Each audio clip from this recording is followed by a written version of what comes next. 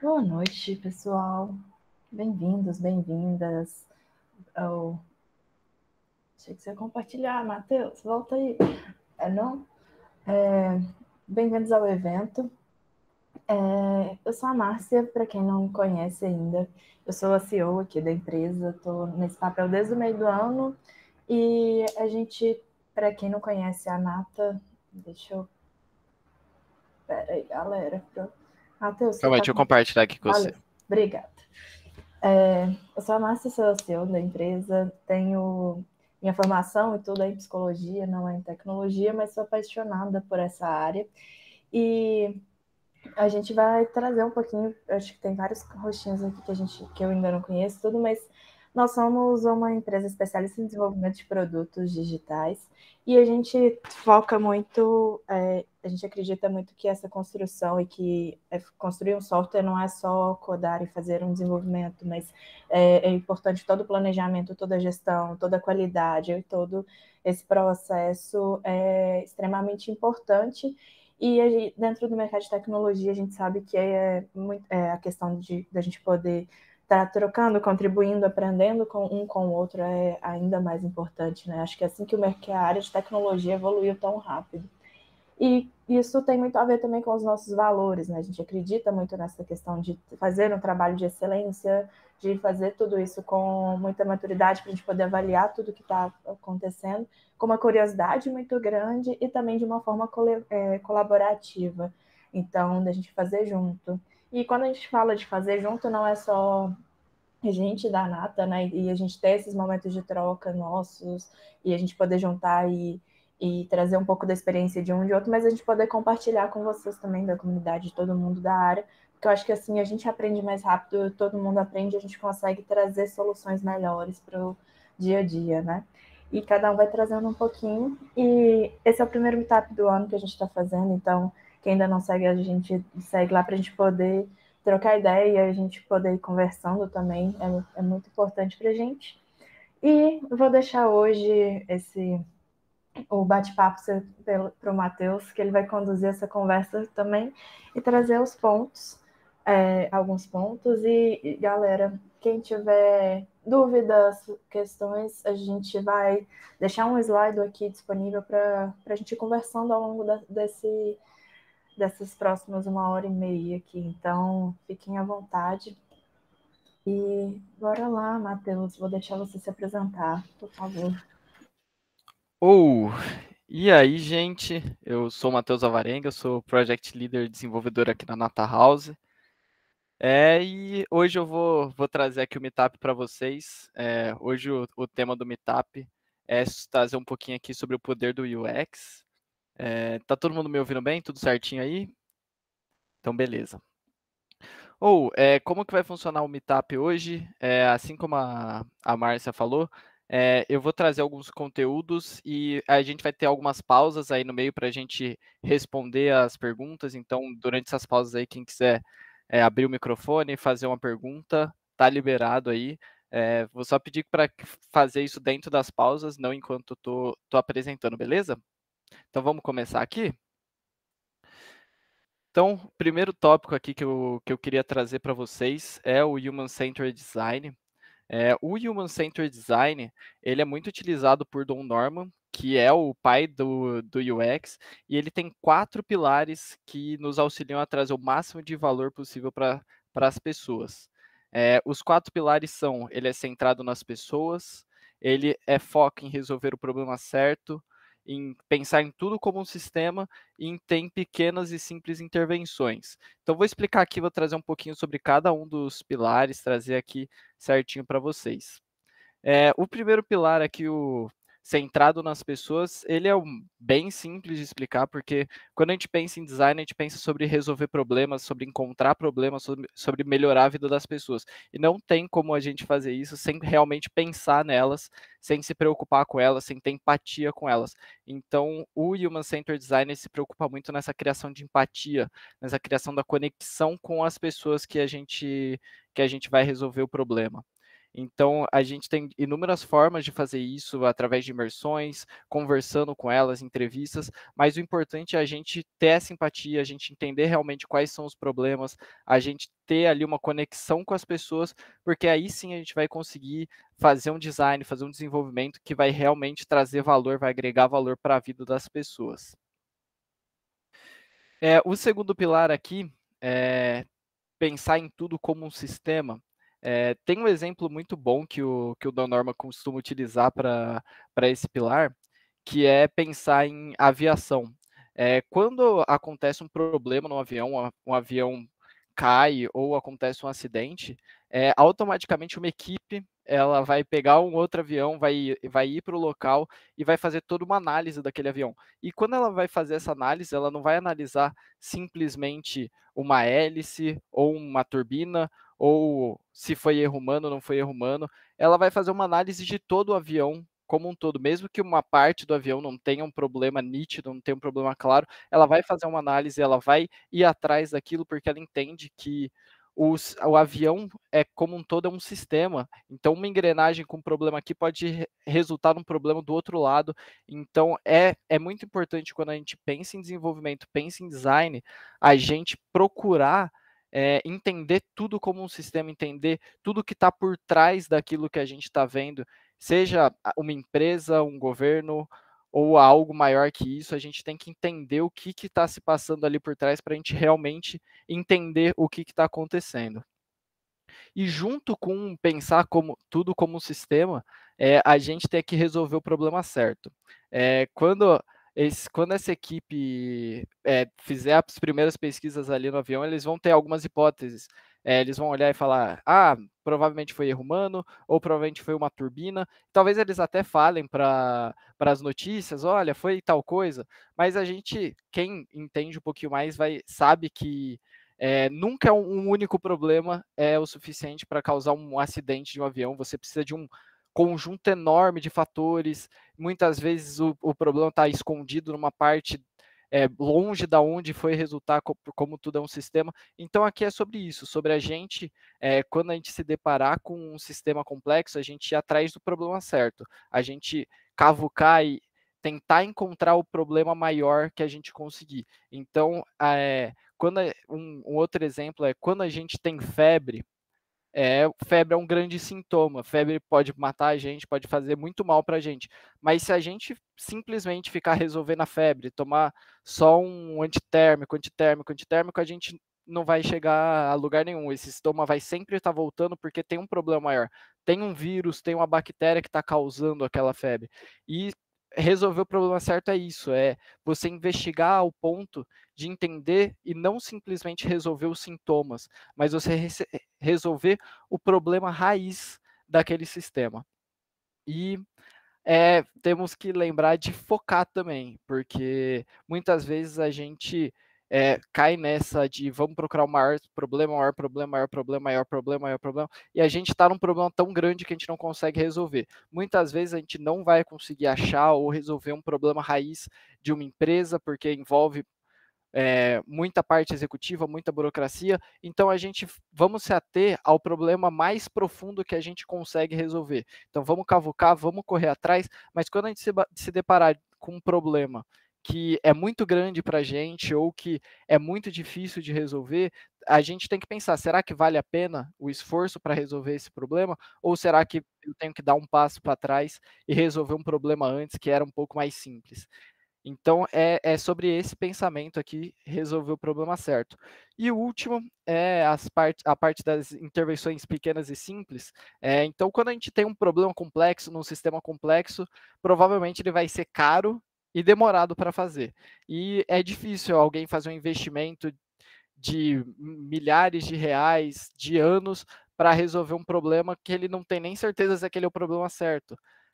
Então, dar pequenos passos, você ir testando a cada passo, então, você vendo, estou indo no caminho certo, não estou indo no caminho certo, é isso que vai fazer você resolver o problema com o mínimo de esforço possível, porque muitas vezes a gente imagina, o problema é esse, a minha hipótese é essa, e como eu vou realmente saber? Eu tenho que testar, eu tenho que ir atrás daquilo, tentar resolver, e não dá para me esperar 1, 2 anos, porque o mundo muda muito em 1, 2 anos, os problemas vão mudar também, então é melhor a gente se focar em coisas pequenas e testar para a gente ver se essas coisas pequenas estão indo para o caminho certo.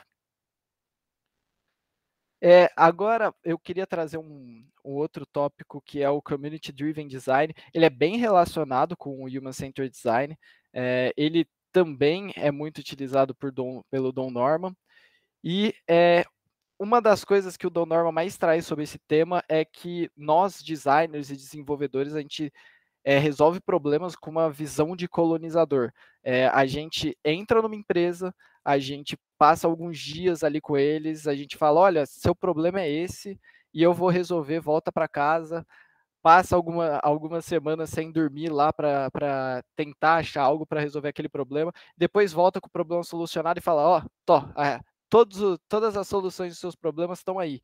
E o próprio Don Norman tem uma frase que ele diz: existem muitos problemas ao redor do mundo e existem pessoas que vivem nas áreas afetadas. E elas sabem quais são os problemas. Essas pessoas não precisam de alguém para vir estudar por um período e dizer: aqui estão os seus problemas. Elas sabem quais são os problemas e elas já estão começando a resolvê-los, ou elas têm ideia de como fazer isso. É, então, o Don Norman ele traz que a gente precisa democratizar o design. Então, se eu vou entrar numa comunidade, se eu vou entrar numa empresa para fazer uma imersão, para tentar entender um pouco mais, a gente precisa ouvir as pessoas, não simplesmente analisar, falar, olha, eu acho que aquilo ali é um problema, ou aquilo ali é um problema, e ver como uma pessoa externa. É muito melhor a gente conversar com as pessoas, trazer as lideranças, trazer as pessoas para desenvolver algo junto com você, ouvir as ideias, ouvir opiniões, ter feedbacks, porque essas pessoas, elas muitas vezes estão sofrendo com aqueles problemas por anos. Então a gente, em 2, 3 dias, uma semana, a gente não vai realmente entender quais são os problemas, a gente não vai entender qual é o sentimento que aquelas pessoas têm em relação a tudo, sabe? Então a gente ouvir as pessoas, a gente tirar essa síndrome do colonizador que vai resolver todos os problemas dos outros e começar a ouvir o que essas pessoas realmente precisam, quais são realmente os problemas delas. Beleza? Então, vou trazer um último tópico aqui dessa parte aqui mais de mindsets, mais de teoria de design, que é o design thinking. Acredito que muitas pessoas já tenham ouvido falar disso e como muitas pessoas dizem, e dizem erroneamente, design thinking não é um framework, não é algo 100% definido. Design thinking é um mindset, é uma maneira de se pensar em design, é uma maneira de idear sobre design. Então, ele pode, dependendo da empresa que você trabalhar ou qual estudioso você seguir, ele pode ter de 3 a 7 fases diferentes. Certo? Eu vou trazer aqui para vocês um exemplo de um design thinking de 5 etapas. Eu estou trazendo ele porque ele é utilizado pela Universidade Hasso-Plattner, que é o Instituto de Design de Stanford, que hoje é uma das grandes universidades quando se fala de design thinking. Eles são muito brabos nisso. Então, eu trouxe aqui o processo deles para explicar um pouquinho a mais para vocês de como isso funciona. Se a gente prestar bastante atenção, a gente vai ver que os conceitos são bem parecidos com o Human Centered Design e com Community Driven Design.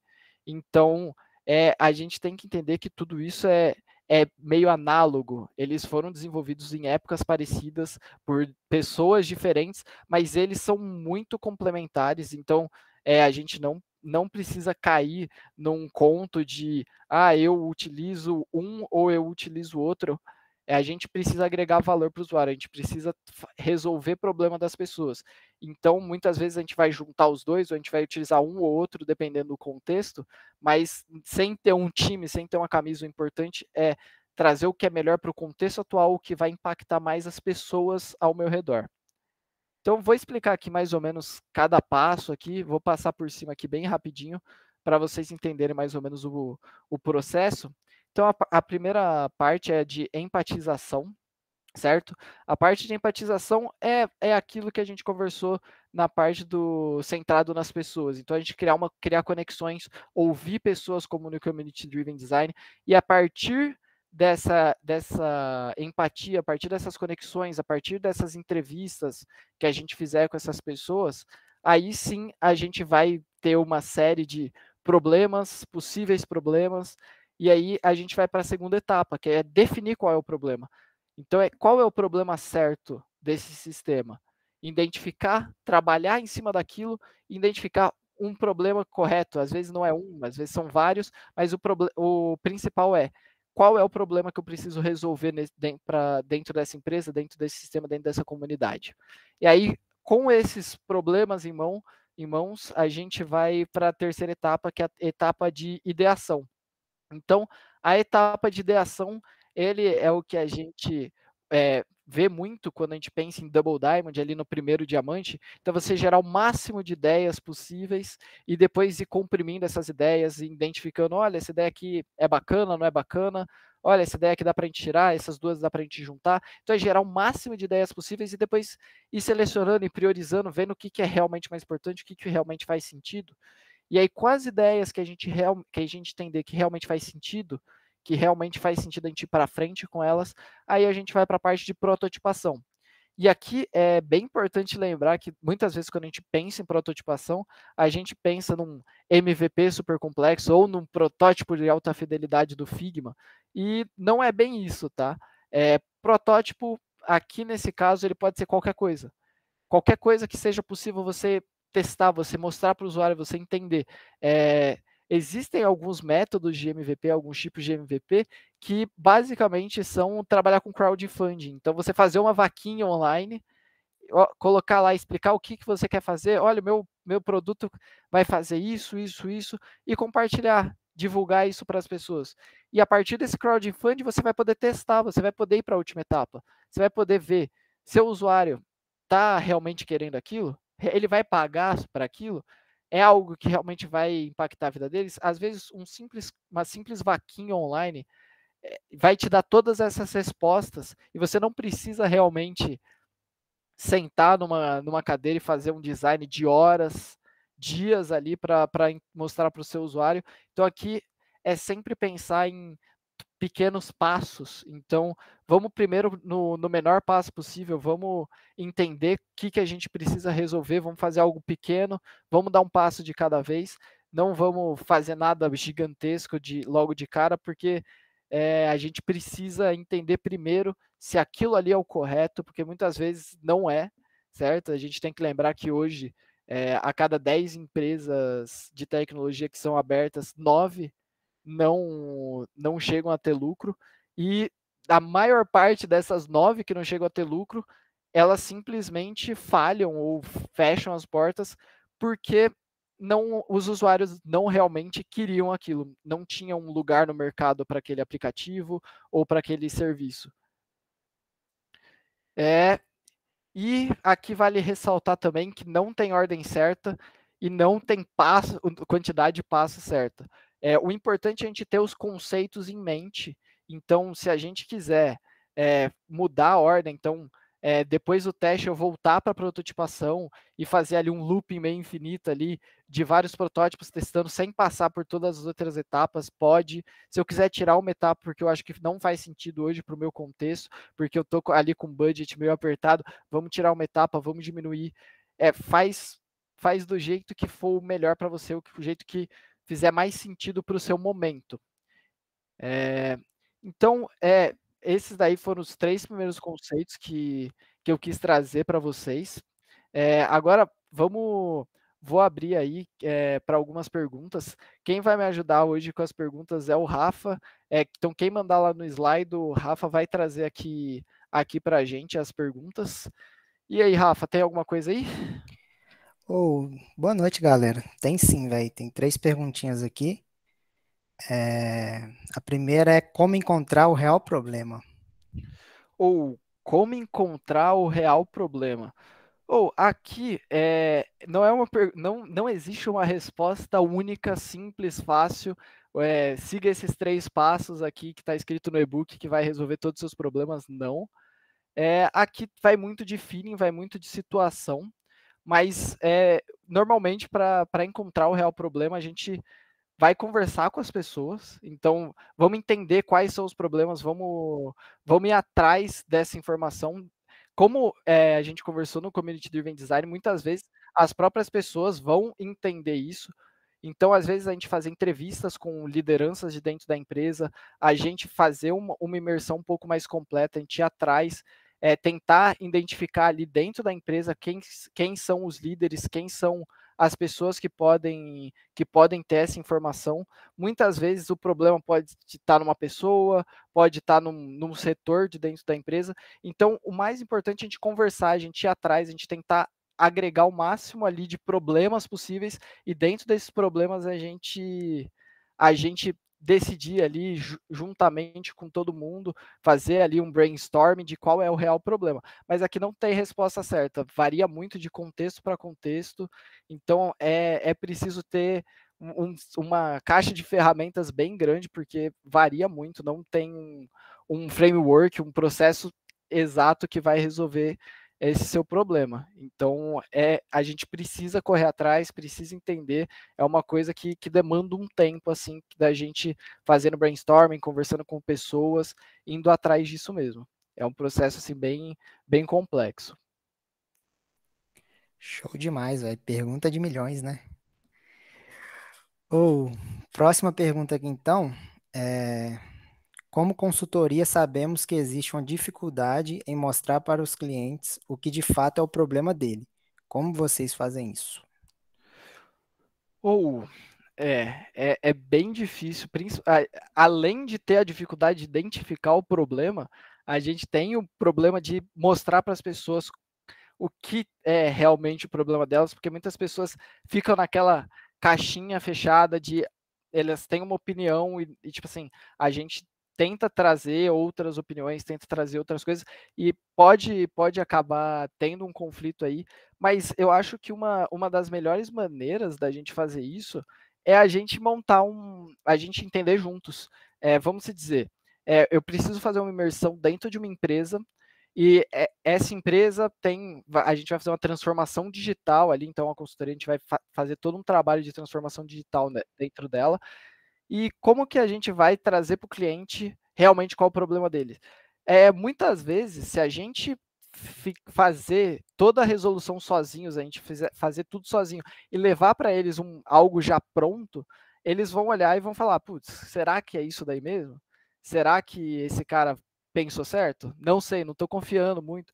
Então, muitas vezes, a gente trazer pessoas de dentro da empresa, pessoas de dentro do cliente, para participar de algumas reuniões, para participar de brainstormings, para fazer parte de todo aquele processo, vai fazer com que as próprias pessoas de dentro da empresa enxerguem, olha, não, mas a gente fez parte ali daquilo e realmente aquele ali é o problema. E tendo uma pessoa de dentro da empresa, pode ser uma liderança, pode ser alguém importante dentro daquela empresa ali, fazendo parte daquilo, mesmo que não seja em todas as reuniões, porque é difícil arrumar, mas fazendo parte das mais importantes, a gente trazendo isso para dentro da empresa também, eu acho que essa é a melhor maneira da gente mostrar para o cliente qual é realmente o problema dele, sabe? Porque aí o próprio cliente ele vai enxergar aquilo, não é algo que a gente está trazendo externo dele. Muito bom, velho. E a última aqui é: como lidar com todos esses processos quando não temos prazo nem orçamento?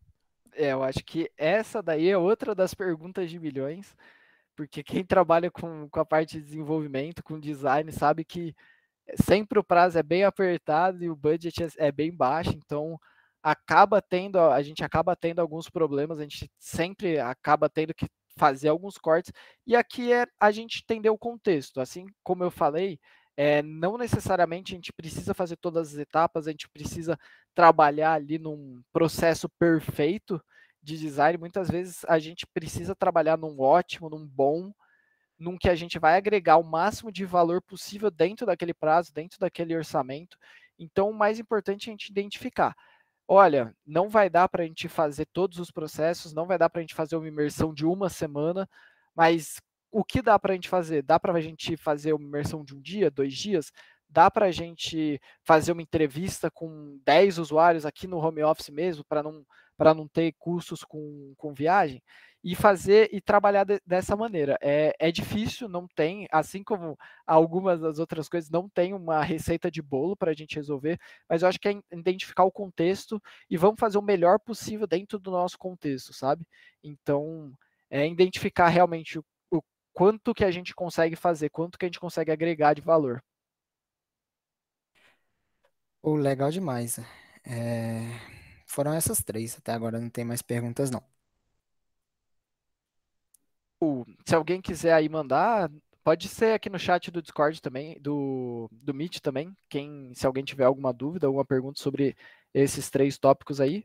E se não tiver, a gente já passa para frente. Manda bala, David. Fala, Matheus. Boa noite, pessoal. Eu queria perguntar, tipo, nessa fase de análise, identificar o problema, eu poderia considerar aquele cliente ali que eu estou entrevistando, os stakeholders, trazer algo, planilhas, ou tirar print de outros sistemas, referências, votação também, né? Igual você falou para não ficar uma decisão só daquela pessoa que está trazendo essa metodologia, esse conceito ali para resolver o problema, mas uma vez que é conversado com as pessoas chaves, você ter um esquema de votação, sabe? Essa ideia, acho que está todo mundo alinhado, isso aqui realmente é uma dor. Seria mais ou menos uma dinâmica assim, na prática? Sim, é claro que a gente acabou de falar da parte ali de orçamento, vamos dizer, que às vezes não rola de ter tudo isso, da gente fazer todo esse processo, mas sim, a gente tentar trazer o máximo de pessoas possível. Eu sempre falo de trazer pessoas de outras áreas, então se é um sistema, às vezes a gente trazer um pessoal fora da área de tecnologia também vai agregar bastante outras visões fora da nossa caixinha, né? Porque às vezes a gente tem uma visão ali muito voltada ali para uma pessoa que já tem uma parte técnica, uma bagagem técnica, então trazer o máximo de pessoas possível, sejam eles stakeholders, a parte de executiva da empresa, sejam eles muitas vezes você trazer uma pessoa ali de base da empresa mesmo, uma pessoa que vai utilizar o sistema ali no dia a dia e trazer essa pessoa para a conversa também. E aí é igual você falou, uma decisão em conjunto, não necessariamente é uma votação, mas quando a gente entra ali, todo mundo numa chamada, todo mundo entra ali numa sala e vamos discutir, vamos trocar ideia, vamos identificar qual é esse problema, vamos ver o que cada um acha, ouvir opiniões, sabe? Eu acho que esse é o mais importante, agregar o máximo de valor com pessoas de diferentes áreas, com pessoas de diferentes visões, e essas pessoas, elas bater um papo, fazer uma discussão ali, um debate para a gente identificar realmente qual o caminho a seguir.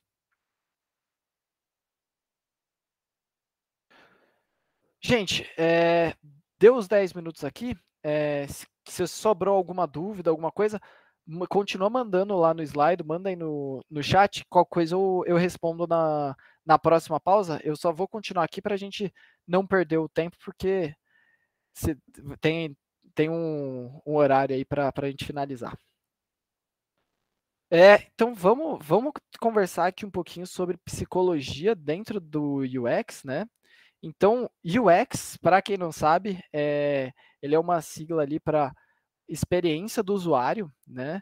Então, quando a gente vai pensar em experiência do usuário, o UX, como uma área, ele foi inventado pelo Don Norman, e a gente pensa ali na carreira do Don Norman, ele começou como engenheiro elétrico, depois ele fez um PhD em psicologia, depois ele fundou basicamente a área de ciência cognitiva, e após ele estar ali na área de ciência cognitiva, trazendo um pouco de ciência, um pouco de processos para dentro da psicologia, ele foi chamado para investigar o porquê uma planta nuclear, então ali toda uma usina nuclear ali, uma planta, ocorreu um problema ali, então ocorreu um vazamento e as pessoas que trabalhavam lá não conseguiram impedir. Então ele chegou lá naquela planta, ele olhou e viu aqueles monte de botão sem escrito nada, que a pessoa tinha que ler o manual para identificar qual era o botão certo para apertar em cada hora, e a partir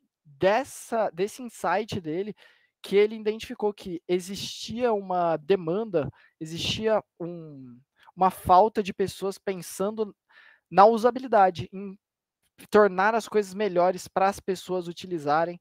Então, entender quem é o usuário, o que vai fazer sentido para aquele usuário, como tornar aquilo mais fácil para eles.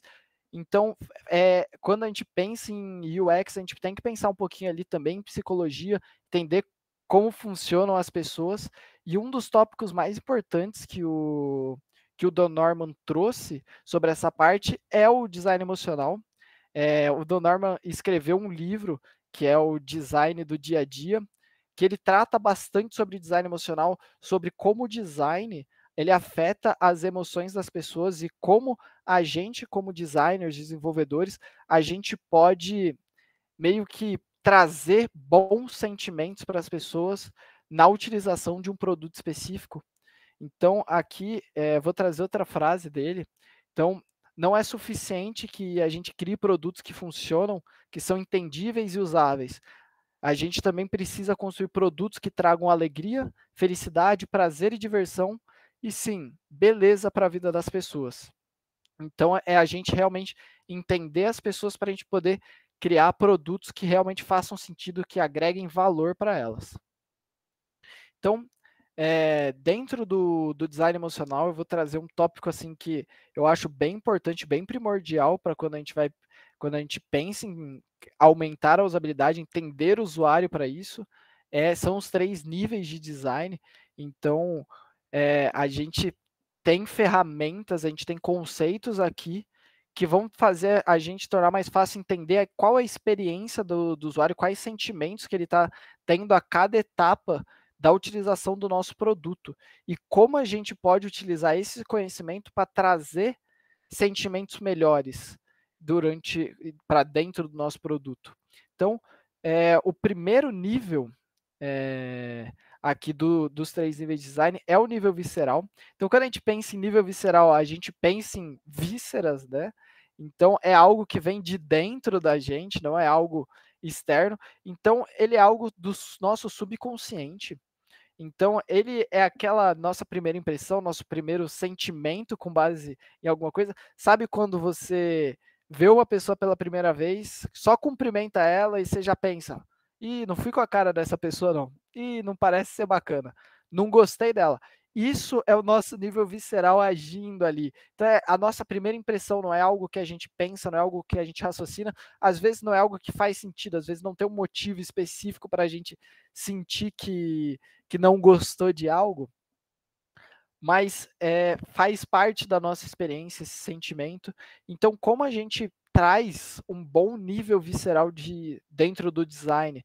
Aqui existem diversas maneiras.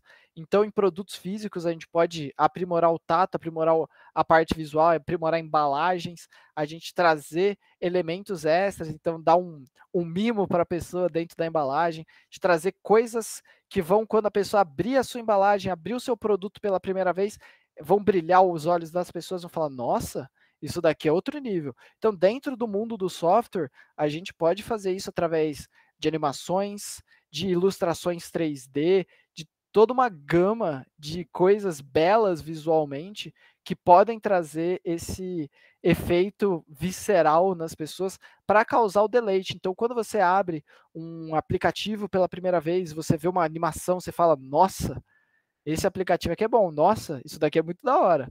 Então, vou trazer alguns exemplos aqui para tentar explicar um pouco mais na prática. Então, o primeiro exemplo aqui que eu trouxe é o Disney Plus. Então, o Disney Plus, quem já utilizou, a gente vê que ali nos menus a gente tem animações que fazem referência a cada uma das empresas ali. Quando a gente entra dentro de cada uma das empresas, a gente tem um vídeo passando que faz alusão aos filmes daquela empresa. Então, aqui eu trouxe o exemplo da Disney. Então, você vê aquele castelo, a primeira vez que você entra no Disney Plus, você fica: nossa, mas a Netflix não tem isso daqui é outro nível. Pelo menos foi esse o sentimento que eu senti. Então, vamos pensar que o Disney Plus também é voltado para crianças. Imagina uma criança abrindo isso na televisão de casa a primeira vez e vendo esse castelo se abrindo na frente dela. Traz um efeito grande, uma emoção forte para a gente.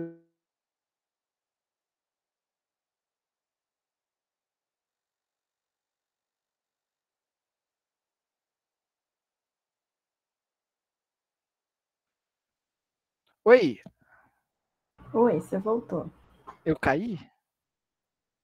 Pelo menos para mim, sim. Ou até onde vocês ouviram, gente? Praticamente todo. Você É, estava falando dessa experiência no Disney e foi isso aí.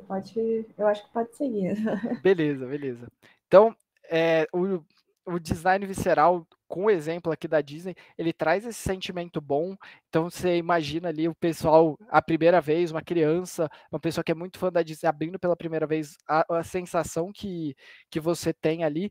E isso auxilia em várias coisas. Inclusive, um bom design visceral, ele pode ajudar em futuros erros do seu sistema. Então, vou trazer um outro exemplo aqui, que é o exemplo dos produtos da Apple. Aqui no caso é o iPhone. O iPhone tem um belíssimo design visceral. Ele é um aplicativo, é um dispositivo lindo na parte física, e quando você abre, ele é repleto de animações, repleto de features ali visuais que brilham nossos olhos. E mesmo que seu iPhone fique sem bateria daqui 2 semanas, já começa a ter que carregar 2, 3 vezes por dia, tem várias pessoas que ainda continuam utilizando, continuam sendo não fãs, mas usuários assíduos de coisas da Apple, exatamente por essa beleza, por esse status ali que a Apple traz junto. Então, ter um bom design visceral pode auxiliar o seu sistema pode auxiliar o seu consumidor a perdoar futuros erros. Agora vamos para o nível comportamental. Isso, exatamente, Gabriel Diogo. Então, usuários promotores ali da Apple, que tem bastante gente, todo mundo conhece alguém que é usuário promotor da Apple, né? E vamos aqui para o nível comportamental. O nível comportamental, ele ainda é no nosso subconsciente, não é algo consciente da gente, mas ele já é um pouco mais funcional, vamos se dizer. Então, ele está mais relacionado à usabilidade, de fato, à facilidade, à eficiência, à performance. Então, ele está relacionado a realmente a interação que o nosso usuário vai ter ali com o nosso produto. Se o nosso produto, o nosso sistema faz o que o usuário espera que ele deveria fazer. Então, vou trazer um exemplo aqui. Quando a gente realmente aprende a performar uma tarefa, a fazer algo, um exemplo, quando a gente aprende a pedir um Uber, a gente não precisa depois pensar em cada mínimo detalhe do que eu preciso fazer para pedir um Uber. Eu preciso clicar no seletor ali, preciso escrever o endereço. Não, eu preciso pensar, eu preciso pedir um Uber para tal lugar. E o nosso cérebro já sabe como fazer isso. A gente já aprendeu, já é algo que está ali intrínseco a gente, então a gente não precisa pensar. E o nível comportamental é exatamente isso. É tornar simples para o nosso usuário.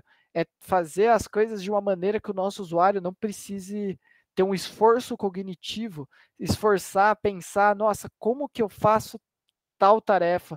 Como que eu vou fazer tal coisa? Aonde será que fica tal funcionalidade? É tornar o mais simples, o mais intuitivo possível para aquele usuário. Então, como que a gente pode fazer isso? Vou trazer um exemplo aqui, o Duolingo.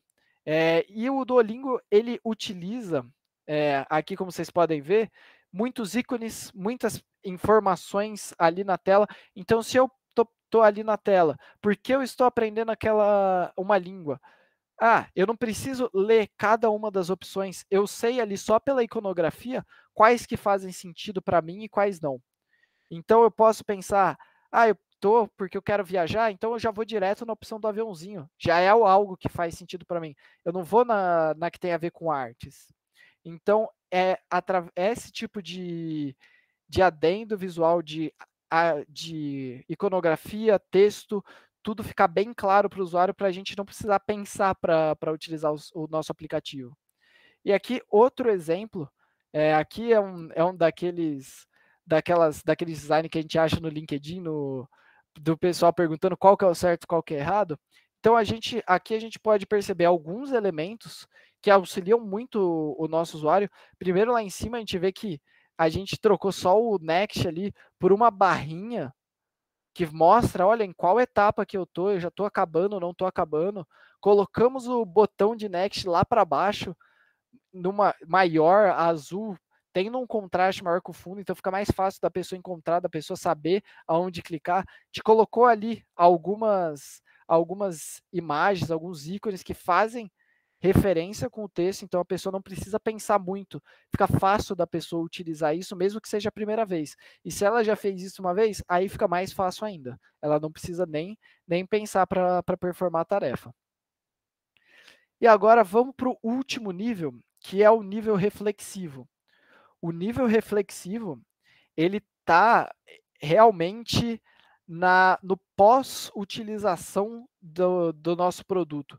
Então, esse daqui é realmente o nosso usuário pensando sobre aquilo. Então, a gente saiu ali da parte do subconsciente, onde as coisas, as experiências, os sentimentos, eles são fora do controle do nosso usuário, e aqui a gente está no controle dele, a gente já está no nível consciente, ele sabe o que ele está sentindo ou não, porque ele acabou de utilizar o Uber, um exemplo, e aí ele vai pensar, nossa, se eu precisar usar o Uber de novo, é fácil ou não? Eu sei fazer? Se for uma usabilidade muito difícil, se for algo que não gerou bons sentimentos para ele, provavelmente ele vai terminar de utilizar aquele aplicativo, vai olhar e falar, não gostei, e vai desinstalar. Então, aqui a fase que o nosso usuário ele interpreta todas as experiências que ele teve dentro daquele aplicativo, daquele produto, e vai processar elas. E aqui vale ressaltar também que envolve comunicação com os outros. Então, se eu utilizei um aplicativo que é muito bom, que faz muito sentido para mim, eu trazer isso para as outras pessoas também é importante. Então, eu comunicar, eu fazer uma divulgação, eu me tornar realmente um usuário ali, com o termo que o Gabriel Diogo trouxe, o usuário promotor ali daquele aplicativo, daquele design. Então, eu vou estar mais tendencioso a compartilhar com os outros e vou estar mais tendencioso a utilizar novamente, porque a experiência foi boa, ou ao não utilizar porque a experiência foi ruim e não compartilhar com ninguém. Ou se compartilhar, falar mal. Então, aqui é a gente trazer elementos, a gente trazer coisas que vão fazer o nosso usuário talvez pensar um pouco além da utilização básica do nosso aplicativo. Vou trazer um exemplo aqui do Ecosia. O Ecosia, ele é um buscador como o Google, como o Bing e vários outros, só que ele tem uma grande diferença. A cada pesquisa que alguém faz, eles se comprometem a plantar uma árvore. Então, as pessoas que utilizam o Ecosia, elas se tornam muito mais tentadas a compartilhar aquilo. Por quê? Além de ter uma experiência boa, além de ter os outros níveis de design bom, é algo que agrega um status, agrega algo para aquela pessoa. Quando a gente pensa em, eu planto uma árvore a cada pesquisa, você quer compartilhar aquilo, você quer mostrar para todo mundo que você faz esse trabalho voluntário, que você faz isso para a humanidade. Então, a gente trazer elementos culturais, a gente trazer elementos para que tragam algo socioambiental ali para o nosso aplicativo também, é muito importante, auxilia muito no nível reflexivo, faz as pessoas quererem utilizar novamente. Então, é bem importante a gente tentar ir além do design simples. Isso daqui sai um pouco ali da parte mais de interfaces, entra um pouco ali mais na parte de negócios, porque é algo maior, né? Mas é muito importante, quando a gente vai desenvolver um produto, a gente vai criar um sistema, um aplicativo, a gente identificar, existe uma possibilidade de eu tornar esse aplicativo algo maior? Se existir, cara, vamos fazer, porque isso vai agregar muito no seu sistema no futuro. E que eu queria trazer, por enquanto, aqui de design emocional é isso. Então, vamos novamente aí para mais uma pausa aí. Tem alguma pergunta aí? Vamos conversar um pouquinho, galera. Tem algumas perguntas aqui. Posso ler? A Júlia mandou aqui no chat, ó. Então quer dizer que o design controla nosso subconsciente e faz que isso venda mais coisas? Olha, não é querendo te dizer, mas já dizendo, mas sim, quando você usa um aplicativo, quando você acessa uma rede social, ela está meio que trabalhando ali no seu subconsciente com diversos elementos para fazer você utilizar o máximo de tempo possível, para você gostar, para você querer utilizar de novo. Então, sim, é exatamente isso. Tanto que existem alguns documentários, tem aquele da Netflix, eu esqueci o nome, mas dá uma pesquisada. Ele fala bastante sobre isso, sobre como as redes sociais dos dias de hoje eles trazem meio que esse design, essa estrutura organizacional para controlar a gente, para fazer a gente querer mais e mais e mais, a gente querer abrir o aplicativo de novo, para a gente querer passar mais tempo ali na rede social, seja através de trazendo anúncios que fazem sentido para a gente, trazendo postagens que fazem sentido para a gente, através de inteligências artificiais, mas sim. É meio Black Mirror, né? Mas na vida real dessa vez. Ou mais alguma pergunta, Rafa? Tem um aqui no slide que você acha que tem algum nível de design que é mais importante que outro? Tipo, se eu focar em um só para deixar ele perfeito e os outros ficarem mediano? Ou sim e não, como sempre, né? O famoso depende, mas sim e não, acho que vai depender muito do contexto, vai depender muito do sentido daquela aplicação, daquele produto que você vai fazer. Então, se é algo que a gente quer, talvez, vender uma só vez, a gente focar num design visceral muito forte, então é um brinquedo para uma criança, a gente não tá tão. A gente não precisa tão fortemente que aquela criança queira comprar várias vezes aquele brinquedo. Então, a gente trazer um design visceral muito forte, mesmo que os outros fiquem um pouco para trás, pode fazer sentido nessa situação para a criança se apaixonar aquilo ali na primeira vez que ela vê no mercado e querer comprar, mesmo que aquilo depois venha a trazer alguns problemas, não seja tão perfeito em usabilidade, ou que não traga um nível reflexivo tão legal, mas você vendeu, né? Então aí é entender muito o contexto que você está inserido, se para aquele contexto faz sentido você focar em um só, faz sentido você dividir ali, balancear bem todos os níveis, e aí é realmente isso. Então, não existe um nível mais importante que outro, mas pode existir um nível que se torna mais importante dentro de um contexto específico. Deu para entender? Ou ficou muito confuso? Ou eu entendi, velho. Ficou claro aqui para mim. Gente, se vocês não estiverem entendendo o que eu tô falando, manda aí no chat, abre o microfone e fala, porque às vezes eu fico meio confuso mesmo. Beleza, Maria. E aí o último comentário aqui acabou as perguntas, velho. Só tem um comentário aqui falando que está muito bonito hoje. Que isso? Que isso, pô. Aí eu fiquei com vergonha. Mas é isso. Ó, a gente ainda tem alguns minutinhos aqui de perguntas, então se alguém quiser aí mandar aí no chat, vamos trazer aí, gente. Se alguém quiser abrir o microfone aí, tiver com coragem para abrir o microfone. Eles usam muito essa lógica na propaganda infantil? Sim. Quando você vai olhar a propaganda da Barbie, você vai ver ali que ela tem cores, animações, tem todo um conjunto dentro do comercial ali que faz a criança ficar apaixonada naquilo. Então, ela não necessariamente realmente teve um acesso a uma experiência completa dentro do brinquedo Barbie, vamos dizer, ou de um produto específico para criança, seja um canal no YouTube, ela pode não ter tido aquilo especificamente, ela não pode ter entendido uma usabilidade, pode não ter utilizado aquilo por completo, mas só de ter um nível visceral muito forte, uma propaganda muito forte ali, cores muito chamativas, animações, tudo aquilo, pode fazer a criança querer aquilo, se apaixonar pelaquilo e fazer os pais comprarem. Então, sim, é bem utilizado. Surgiu uma outra perguntinha aqui. Bora. Surgiu duas. Para você, quais são os erros de UX mais comuns? Erros de UX mais comuns. Olha, eu acho que o erro de UX mais comum não é um erro só de UX, mas igual eu falei, eu acho que é tentar fazer algo que ninguém quer utilizar. Então, acho que o mais comum aí, dado as estatísticas aí de que praticamente metade das startups que começam vão à falência antes de gerar algum lucro.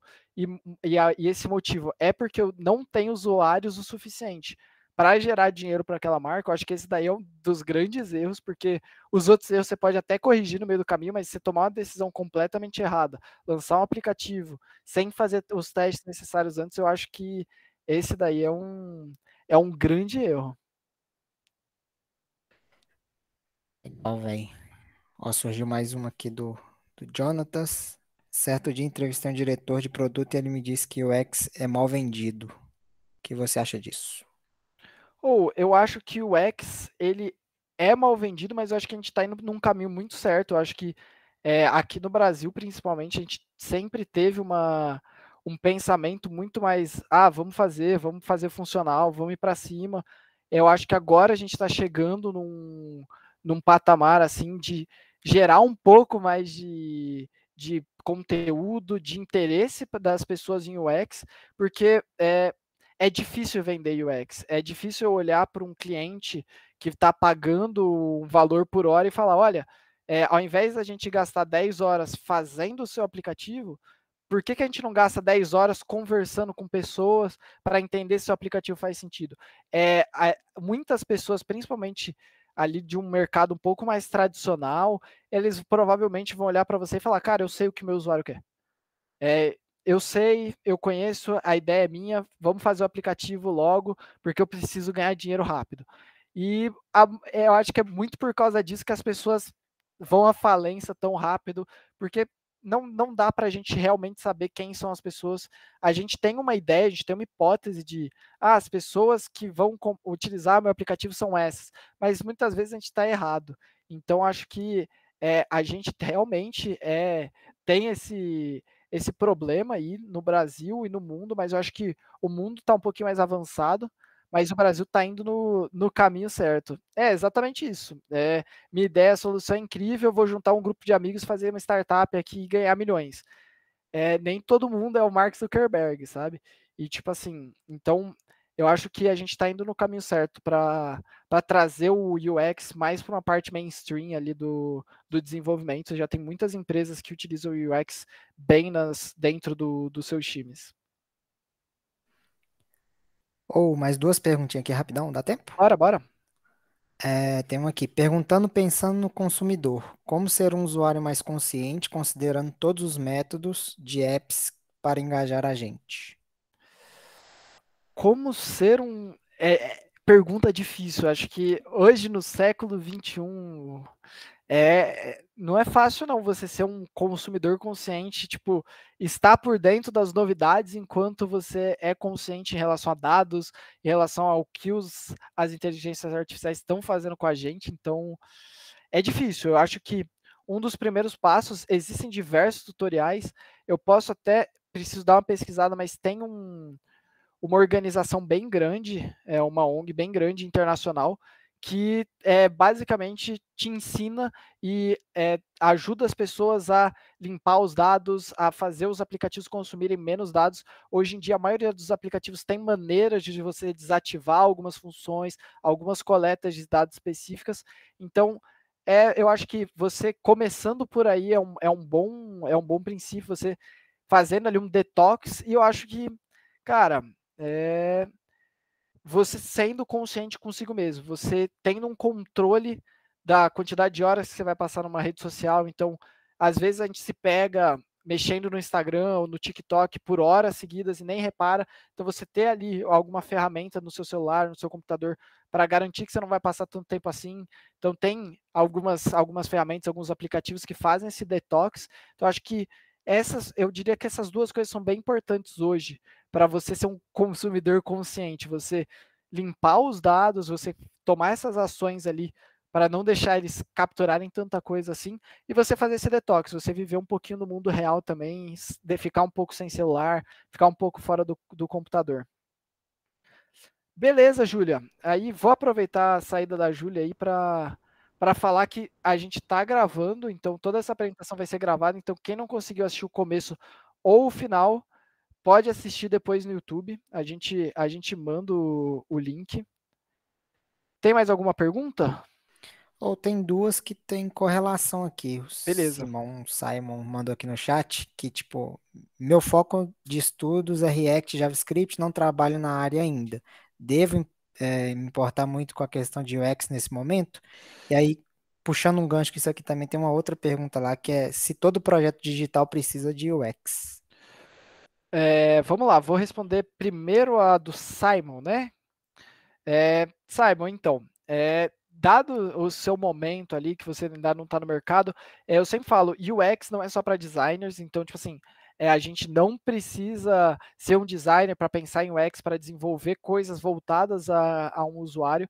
Então, tipo assim, vamos pensar, às vezes você não precisa ter um conhecimento de UX tão profundo para saber fazer uma entrevista com o usuário, saber fazer um formulário, saber pegar um feedback, fazer todo um conjunto de ferramentas ali que um designer de usabilidade ele precisa ter, mas é muito importante você ter ali uma base, você ter ali uma fundação sólida, você entender esses conceitos, porque muitas vezes é isso que vai fazer uma diferença ali na hora de você fazer um aplicativo, não é todas aquelas ferramentas, você saber mexer no Figma ou não, às vezes só de você ter alguns conceitos básicos, que você pode pegar lendo artigo, indo atrás mesmo. No Google tem muito conteúdo de UX.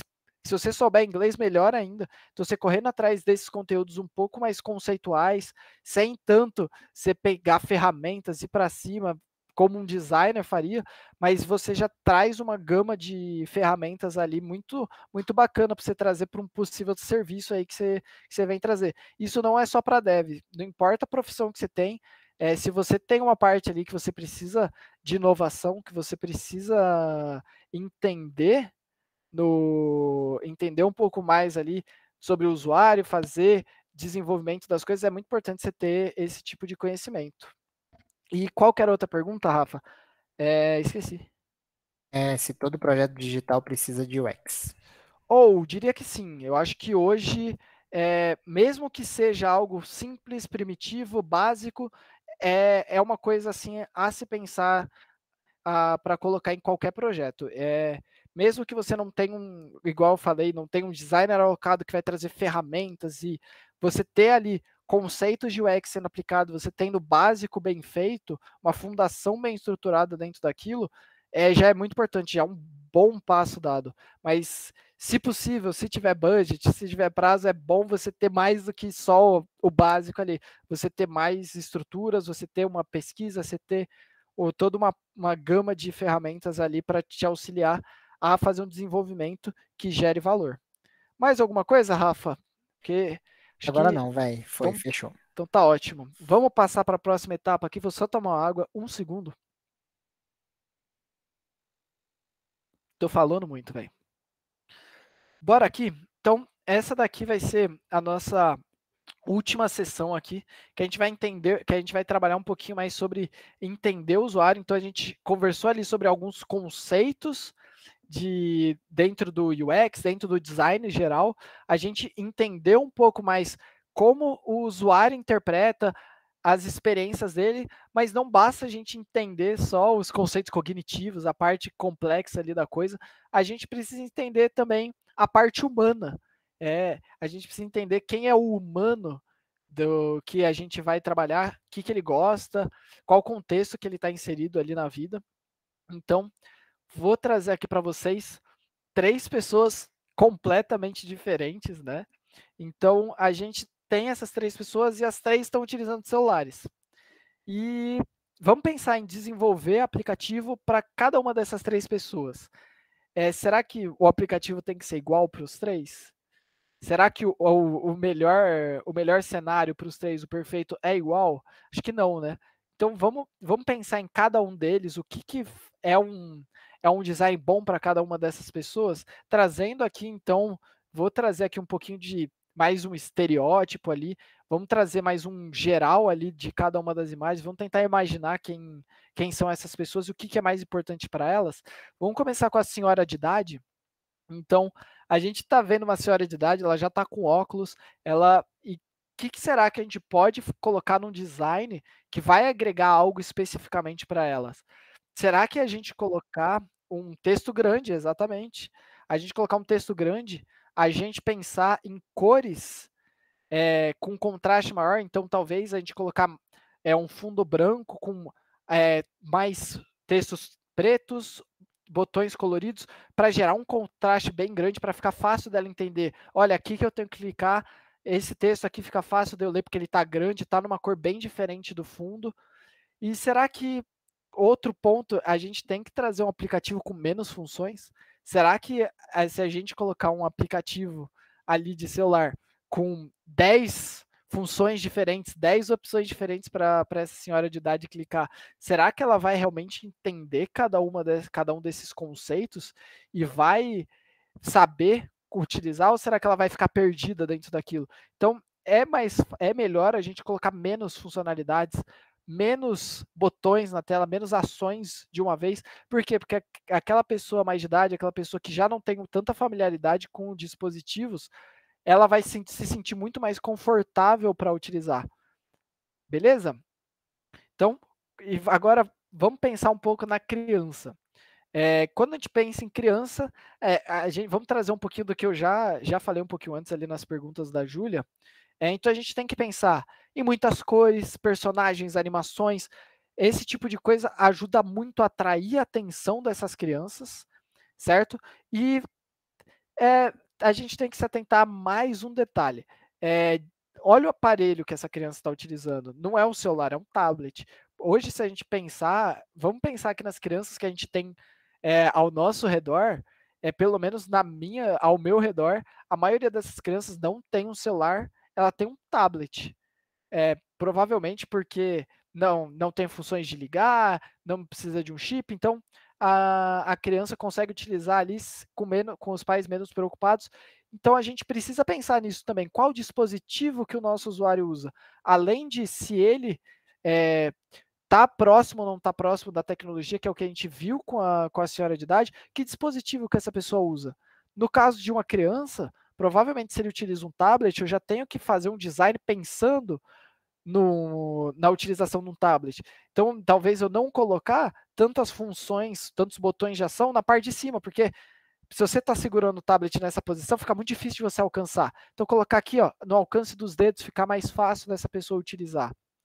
Então, pensar nesse tipo de coisas quando a gente pensa em pensar no design para humanos. Então, não só pensar nas coisas aqui cognitivas, nas partes complexas ali da psicologia das pessoas, mas se atentar a esses pequenos detalhes de aonde ela vai utilizar, como ela vai utilizar, o quão próxima de tecnologia essa pessoa é. E agora, por último, sobre essa adolescente. Eu acho que é muito fácil a gente cair na armadilha de que, não, para essa daqui é fácil a gente desenvolver alguma coisa, porque eu não preciso de textos grandes, porque a maioria dos adolescentes hoje não vão ter tantos problemas de visão como os senhores de idade. A gente vai pensar que, eles sabem utilizar aplicativos, eu não preciso me preocupar com isso. A maioria deles vai utilizar celular, então é o mesmo aparelho. Mas será que quando a gente desenvolve hoje para os adolescentes dessa geração, a gente não tem que pensar em coisas do tipo alta competitividade para a atenção deles? Será que a gente tem que pensar num aplicativo que tenha notificações? Porque às vezes você está ali num outro aplicativo, chega uma notificação, você já clica, troca de aplicativo, troca de rede social, você já está em outro mundo. Então, você tem que competir com uma atenção desse adolescente gigantesca. Então, você trabalhar com notificações, trabalhar com detalhes visuais que vão facilitar o uso, como, por exemplo, o efeito TikTok. Então, vídeos curtos, conteúdos curtos, que a pessoa ela não precisa se aprofundar em nada, ela vai só passando, ela não perde o interesse porque está sempre mudando ali, então ela acaba não perdendo a atenção daquele aplicativo. Eu sei que a gente conversou aqui um pouco sobre é ruim, não é ruim, mas aqui a gente está pensando um pouco sobre como trazer a pessoa para agregar valor, para ela passar mais tempo dentro do seu aplicativo, para ela estar ali inserida dentro daquele seu mundo. Então, aqui, esse efeito TikTok é um efeito de design impressionante que eles trouxeram e que mudou por completo a maneira que a gente utiliza a internet hoje. E aí, agora, vou trazer aqui uma pergunta. Será que a resposta para tudo é sempre facilidade? Será que quando a gente pensa em design, então, vou desenvolver um aplicativo, será que eu quero sempre um aplicativo fácil? Será que aquele sistema que eu vou fazer ele tem que ser fácil, fácil, fácil? Será que a resposta para tudo dentro do UX é eu vou fazer o mais fácil possível? A resposta eu acho que é não, né? Vou dar um exemplo aqui. Vamos imaginar, você tem, sei lá, um aplicativo para criar livros, então um aplicativo para escritores de livros, que ele vai lá, cria um livro, faz toda a redação, revisão, tudo dentro daquele aplicativo. Será que a funcionalidade de apagar um livro tem que ser fácil? Será que apagar um trabalho que ele pode ter tido 1 ano, 2 anos ali, escrevendo algo, tem que ser fácil ele perder aquilo lá para sempre? Não tem que ser fácil. A gente tem que ter essa consciência também que algumas coisas tem que fazer sentido dentro de um contexto. Para que é essa minha funcionalidade? Qual que é a finalidade dela? Ela é perigosa? E aí perigosa pode ser em vários quesitos. Vamos pensar num sistema para controlar uma usina hidrelétrica. O sistema, uma funcionalidade pode ser muito perigosa. Diferente de apagar um livro, pode ter um prejuízo gigantesco para uma empresa, para um negócio. Então, talvez facilidade não seja a resposta para essas situações. Talvez a gente fazer algo complexo faça mais sentido do que a gente fazer algo fácil. E é claro que a gente não está falando aqui de coisas como o exemplo aqui de cancelamento de assinaturas. Eu tenho um amigo meu que ele assinou um sócio torcedor de um time aqui de São Paulo, e esse meu amigo, eu te juro, ele foi cancelar, ele precisou mandar uma mensagem no Twitter, mandar um e-mail, ligar num telefone para cancelar a assinatura de um sócio torcedor. Será que tem que ser tão difícil assim? Não, talvez não. Mas aqui é a gente entender e colocar na balança.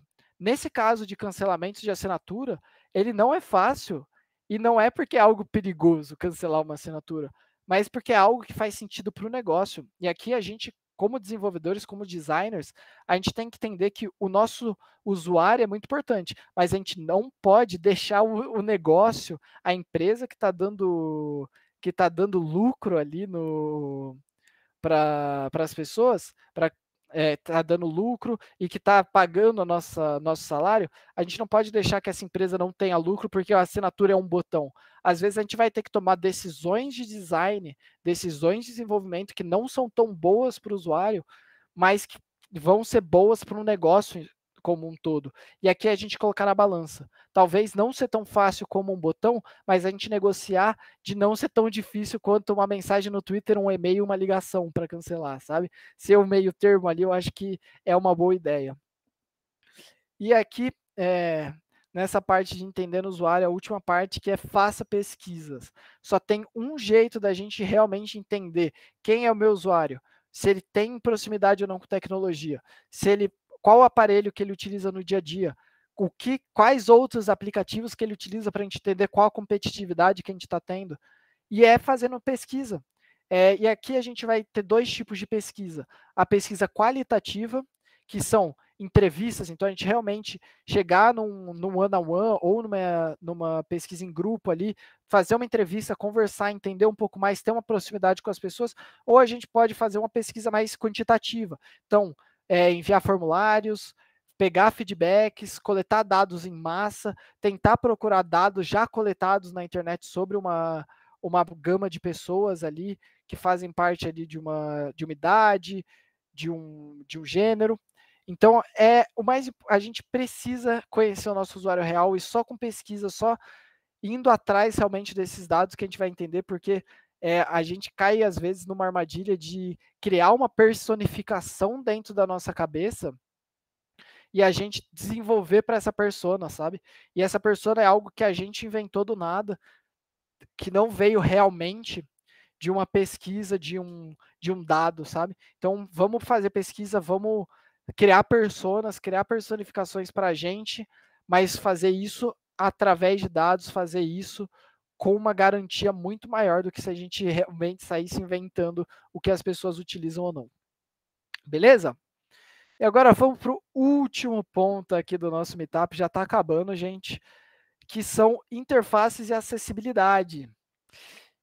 Então, aqui não é um tutorial de Figma, não vou abrir aqui e ensinar vocês a como montar um aplicativo em menos de 10 minutos. Eu vou trazer aqui alguns conceitos, algumas leis que são amplas ali dentro do UX que a gente pode utilizar ali dentro do nosso dia a dia. Vou trazer algumas delas, são 4 leizinhas aqui que a gente pode aplicar dentro dos nossos designs bem facilmente. A primeira lei aqui que eu vou trazer é a lei de Jacob, certo? Então, os usuários que utilizam, os usuários não utilizam apenas o seu produto, tá errado aqui no slide, perdão. Os usuários não utilizam apenas seu produto, então você toma decisões de design também baseadas nas convenções de mercado e nos competidores bem-sucedidos. Então, vamos dar um exemplo aqui. Aplicativos de streaming. Todo mundo tem pelo menos uns 3 no celular baixado e eles são muito parecidos. Não tem nem como negar. Só vendo o print aqui da tela inicial deles, a usabilidade deles é bem parecida. Isso é proposital porque quando você sai de uma Netflix para ir para uma HBO Max, você não precisa pensar, você não precisa raciocinar como eu vou utilizar esse aplicativo. Aí entra um pouco na parte ali de você ter um design muito fácil ali para um usuário que já sabe utilizar. Então você entra ali num nível comportamental bem forte, que é você ter ali alguns padrões de mercado, alguns padrões de alguns competidores que já fazem parte do mercado, já tem um público-alvo grande, para a pessoa não ter que reaprender a utilizar algo. Ela simplesmente pega os conhecimentos que ela já tem e aplica no seu aplicativo. Isso facilita muito a aderência de um usuário. A próxima lei aqui é a lei de Hick. Com certeza, com certeza. A Amazon, o Mercado Livre, a maioria dos e-commerce tem uma maneira de ser que é muito parecida. A gente não precisa ficar pensando como comprar algo, né? É tão intuitivo, tão fácil que a gente acaba comprando até o que a gente não quer. E comprando até demais de vez em quando.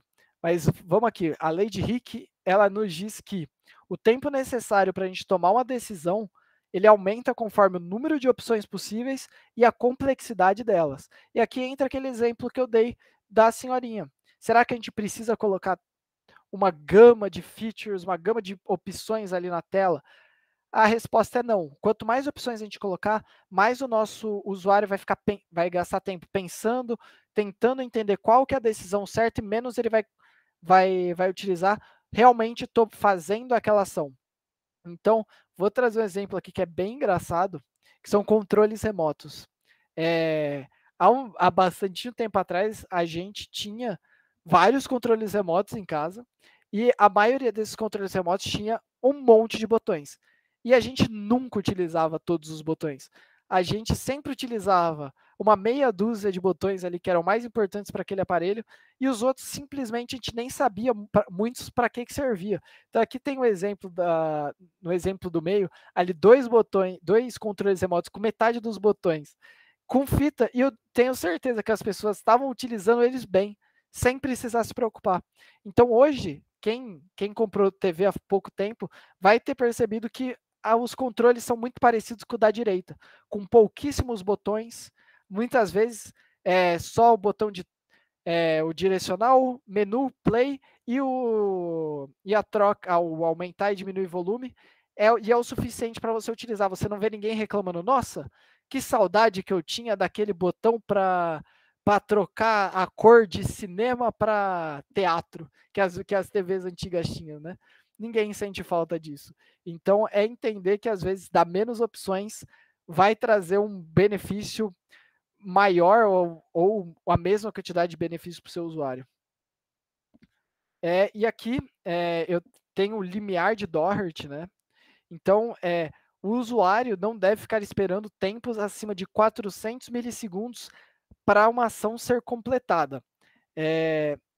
Quando a gente pensa em vamos desenvolver um sistema, a gente sabe que algumas das ações ali dentro demoram um tempo. E aqui é muito mais uma decisão fora do design especificamente. Então, a gente não tem no Figma, no XG, lá quantos milissegundos que tem que ter para cada ação, mas é um conceito que a gente pode levar para várias partes do desenvolvimento, que é, vamos manter o usuário esperando o mínimo possível. E se esse usuário precisar ficar esperando mais do que 400 milissegundos, vamos colocar algo na tela. Talvez fazer isso de maneira síncrona, então a ação ser executada em segundo plano, enquanto o usuário pode continuar usando o produto, ou uma das soluções mais bacanas, que é a gente colocar loadings bonitinhos, animações, coisas que vão chamar a atenção desse usuário.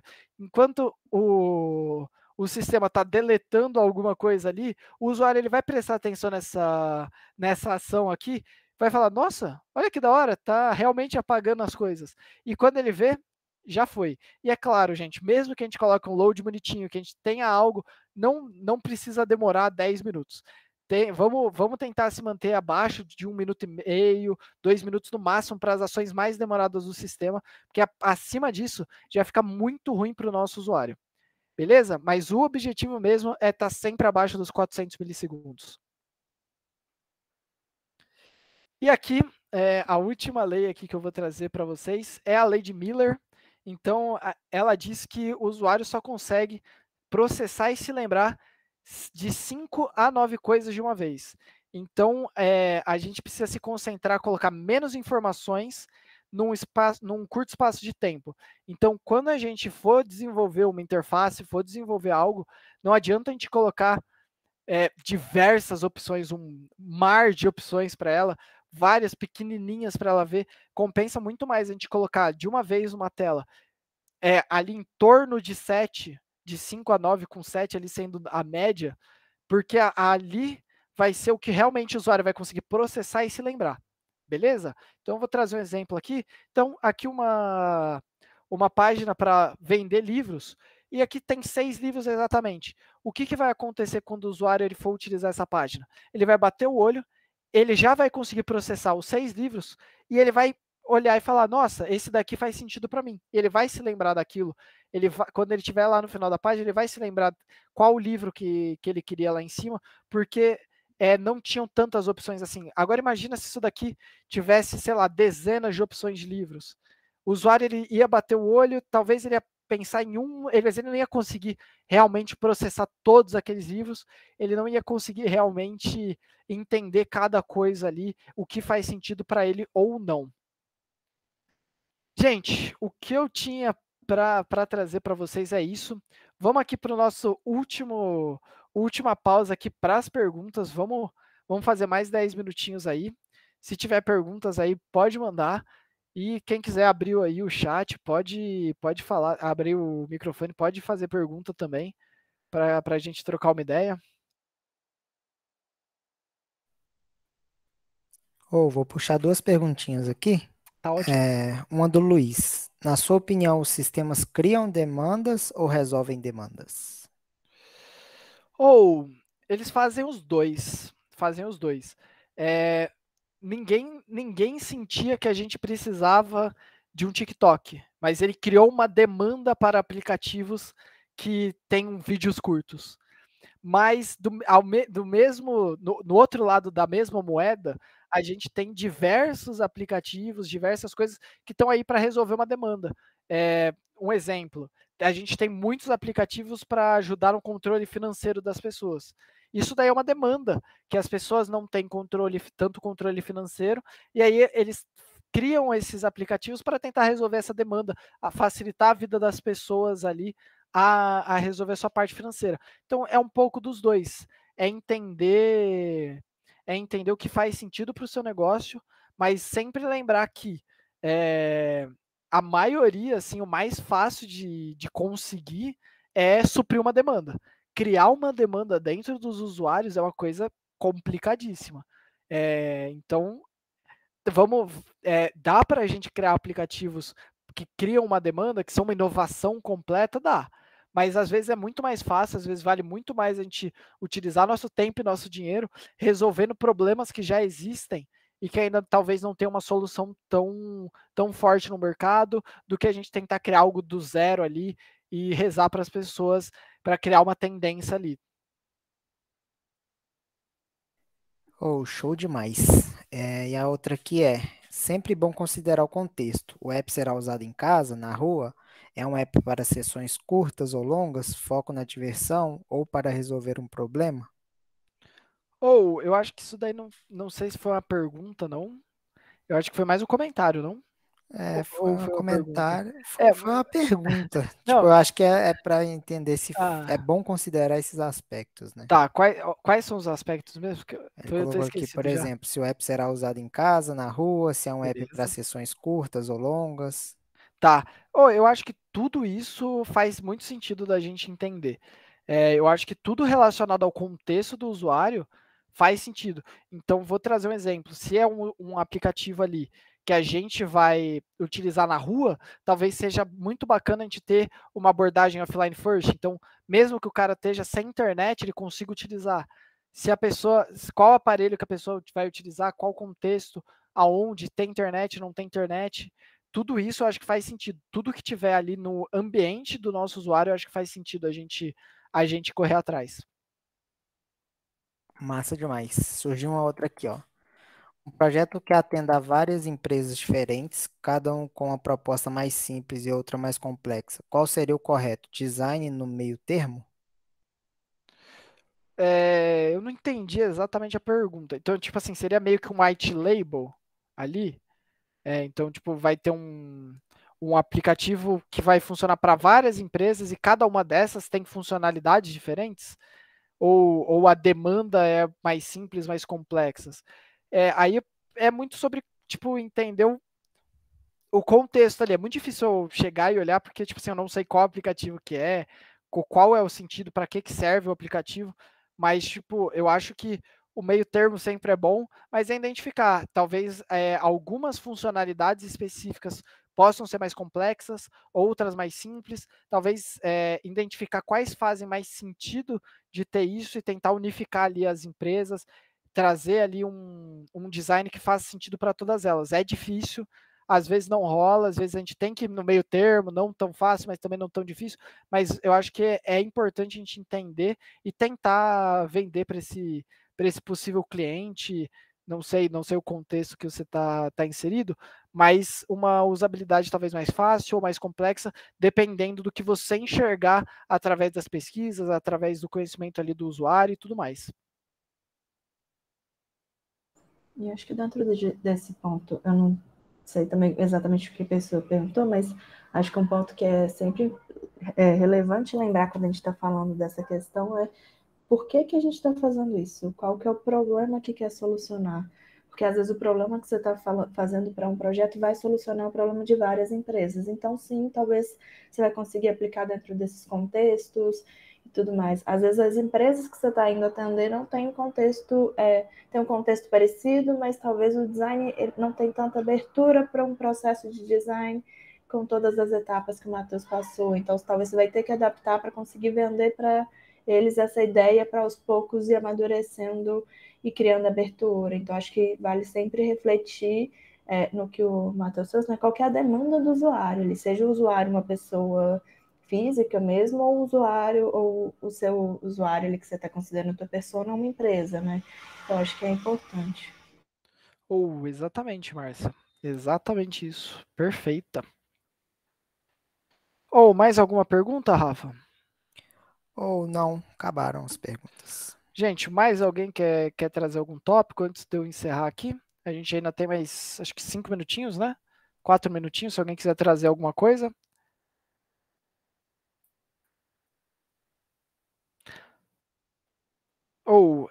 Acho que isso daí. Sim, IA e UX design. Beleza, IA e UX design.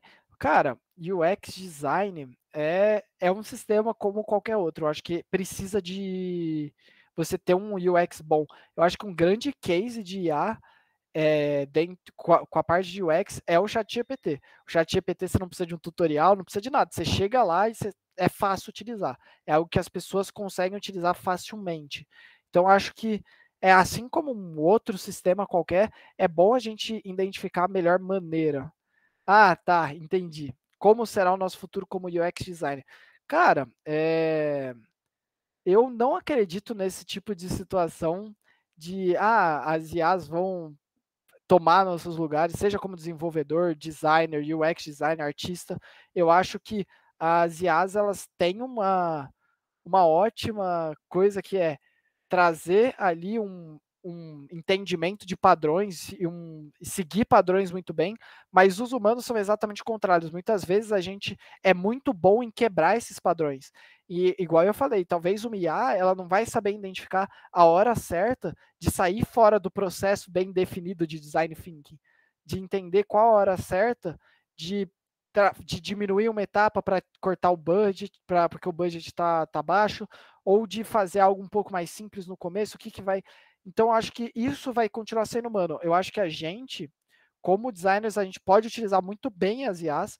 No exemplo do ChatGPT, a gente pode utilizar ela ali para trabalhar com a escrita, tentar entender ali, ter alguns insights, mas eu acho que o grosso ali, ela pode até resolver, mas a gente nunca vai ser substituído, sabe? Vamos lá. Jonatas, cheguei em uma conclusão. UX é necessidade do usuário, que o usuário precisa, necessidade do negócio, como eu gero receita com isso, e viabilidade tecnológica. Cara, é exatamente isso. Eu acho que isso daí não é só UX, eu acho que isso daí é desenvolvimento de software como um todo, e isso entra em outras coisas também, desenvolvimento de produto, em tudo que eu acho que a gente encaixa a parte de desenvolver algo, de criar algo. Eu acho que é exatamente isso.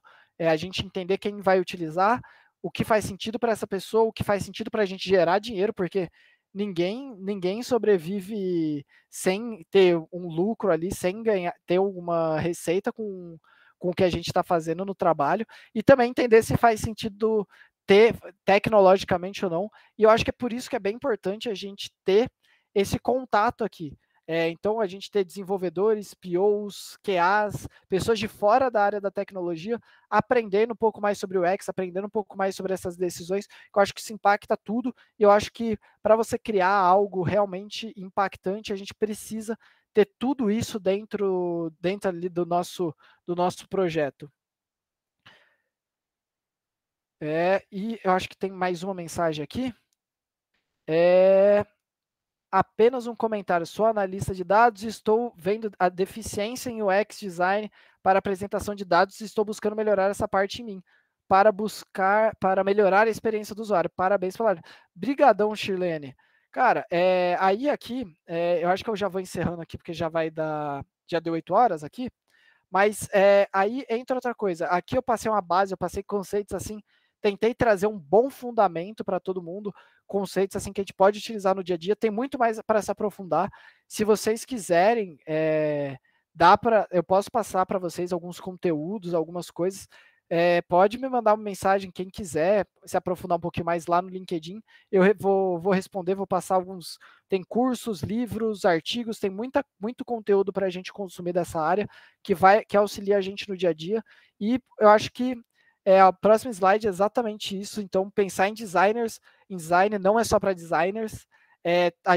Todo mundo pode aplicar esses conceitos no nosso dia a dia.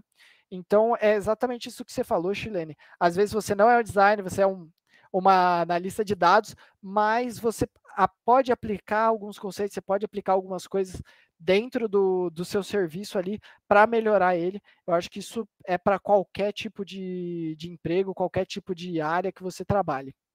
Então, gente, de conteúdo é isso, mas antes de encerrar, eu queria fazer um convite aqui para vocês. Esse meetup de hoje faz parte de algo maior.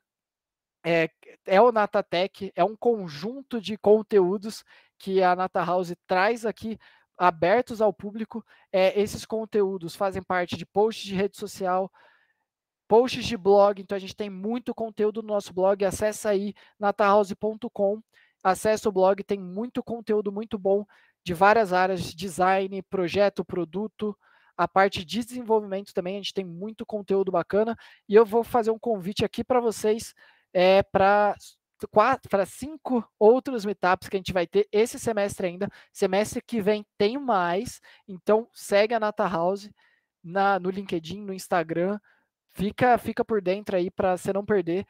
Mês que vem já tem os desafios e soluções na arquitetura de software de sistemas, que é com o Rafael Oliveira e com o David, nossos tech leads.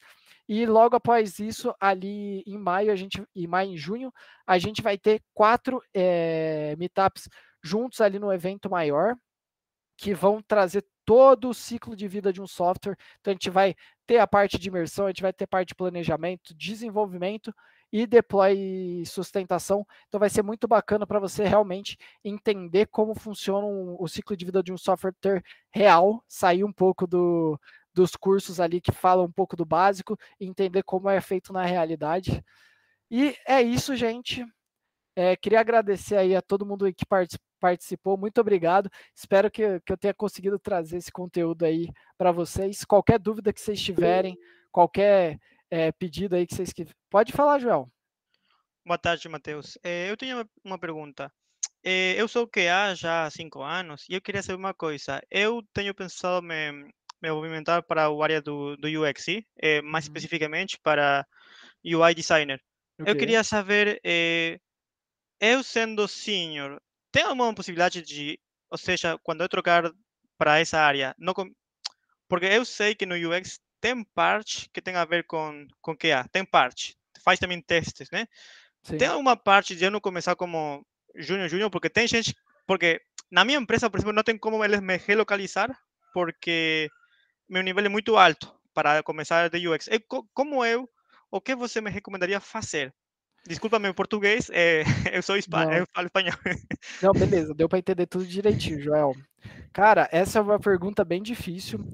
Eu acho que QA e UX, eles têm muito a ver um com o outro. Os dois é sobre entregar valor para o usuário, né? Então, o QA ali fazendo mais testes funcionais, entendendo ali um pouco mais depois do software estar pronto. Mas eu acho que, cara, acho que você tentar agregar as suas experiências com o QA, você entender lá na frente, tipo assim, tudo que você passou, toda essa bagagem que você agregou como QA, o que isso pode acrescentar dentro do UX, eu tenho certeza que é muita coisa, que são áreas, igual eu falei, bem parecidas, bem próximas ali, tem muitos conceitos que são análogos, então você tentar entender o que eu posso agregar, já tendo uma bagagem como QA, o que eu posso trazer, eu acho que isso a gente colocar isso no LinkedIn, no currículo, da gente tentar trazer isso de uma melhor maneira, eu acho que, a minha visão, tá? Eu acho que você tendo 5 anos como QA, trabalhando com esses testes, eu acho que você tem muito conhecimento ali de interface, muito conhecimento da funcionalidade de um sistema. Eu acho que você não começa do zero como UX, acho que é realmente estudar conceitos, ferramentas, igual eu falei, tem algumas coisas assim de entrevista, você aprender a trabalhar com interfaces, wireframes, protótipos, mas eu acho que você não nasce do zero, eu acho que é você saber vender esse peixe. Eu acho que é muito mais sobre você criar ali, mostrar para as pessoas o porquê que você já está próximo daquilo, sabe? Beleza? Mais alguma dúvida? Ou a gente já pode encerrar?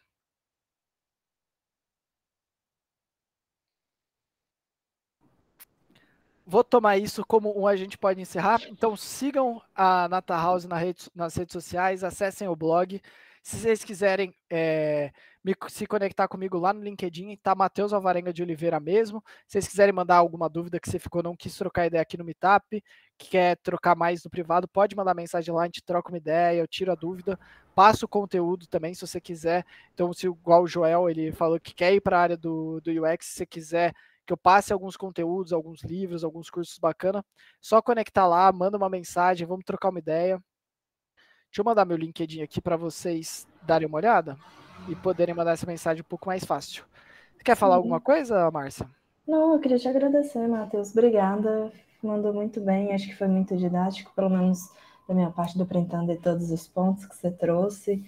Foi um bate-papo muito bacana. E é isso, galera. Qualquer coisa a gente está aí, eu mandei as redes sociais, tem um Discord, que é uma comunidade que a gente tem para trocar também. Então fiquem à vontade para manter esse contato com a gente. E obrigada pela participação de todo mundo, que eu sei que terça-feira também esse horário, tá todo mundo já cansado, todo mundo trabalhando e tudo. Vocês tiraram um tempinho para estar aqui com a gente, é muito especial. Então, obrigada, gente. Boa noite. Valeu! Brigadão, gente.